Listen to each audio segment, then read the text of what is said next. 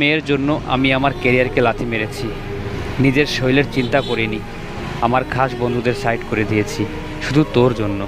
কিন্তু ওই যে কথায় বলে না, কুত্তার পেটে ঘি হজম হয় না, তোর মতো মেয়ের আমার সত্যিকারের ভালোবাসা তোর হজম হয়নি, কারণ তোর 10 জায়গা চক্কর লাগানো অভ্যাস হয়ে গেছে। ঠিক আছে, তোর অওকাত এটাই ছিল, গিরগিটির মতো রং বদলানো, কিন্তু আমার মনে সত্যিকারের ভালোবাসা ছিল। তাই যাবার আগে তোকে একটা অ্যাডভাইস দিতে চাই, যে কোনো একজনকে ভালোবাস 10 জায়গা মুখ না মেরে। যার 10 জনের সঙ্গে কথা বলতে ইচ্ছে হয় সে কখনো একজনের হয় না।